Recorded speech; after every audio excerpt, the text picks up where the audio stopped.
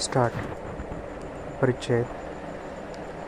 भारतातील सेवा क्षेत्रात सर्व क्षेत्रामध्ये सर्वाधिक रोजगार निर्मिती आहे, तर त्यात मोठ्या वाढीची क्षमता आहे आणि अत्यंत उत्पादक रोजगार प्रदान करण्याची क्षमता आहे, ज्यामुळे महसूल निर्मिती होते.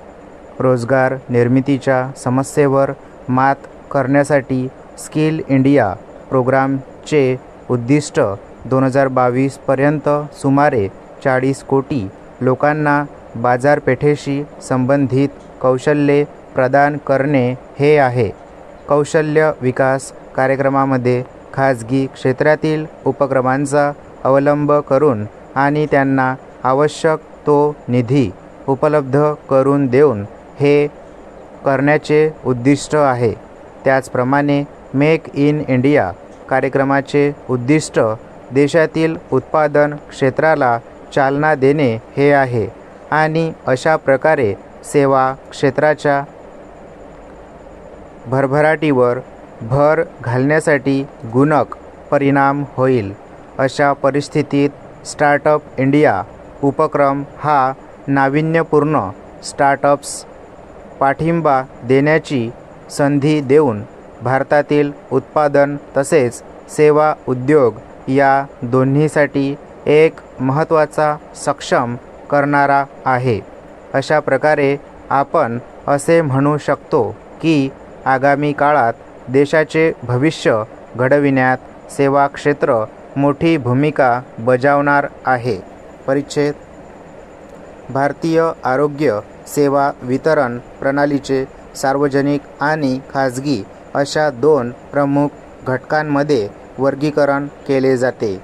सरकार म्हणजेच सार्वजनिक आरोग्य सेवा प्रणालीमध्ये प्रमुख शहरांमधील मर्यादित दुय्यम आणि तृतीयक संस्थांचा समावेश आहे आणि ग्रामीण भागात प्राथमिक आरोग्य केंद्राच्या स्वरूपात मूलभूत आरोग्य सुविधा प्रदान करण्यावर लक्ष केंद्रित केले आहे.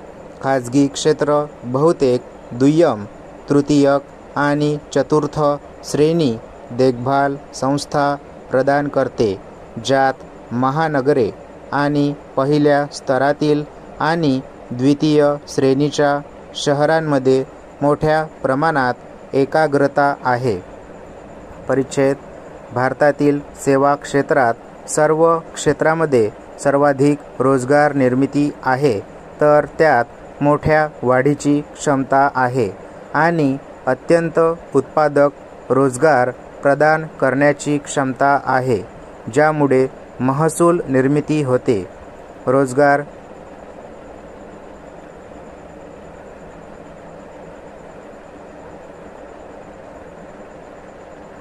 भारतीय आरोग्य सेवा क्षेत्र खूप वैविध्यपूर्ण आणि प्रत्येक विभागात संधींनी भरलेले आहे, ज्यात वैद्यकीय तंत्रज्ञानाचा समावेश आहे. स्पर्धा वाढल्यामुळे व्यवसाय गतिशीलता आणि ट्रेंडचा शोध घेण्याचा विचार करीत आहे, ज्यांचा त्यांच्या व्यवसायावर सकारात्मक परिणाम होईल. भारत सरकार 2025 पर्यंत सार्वजनिक आरोग्यावरील सर्व देशाच्या GDPच्या 2.5% पर्यंत वाढवण्याचा विचार करीत आहे. भारताचा स्पर्धात्मक फायदा हा भारतीय कंपन्यांच्या नवीन औषध मान्यता मिळण्याच्या वाढत्या यशाच्या दरामध्ये आहे.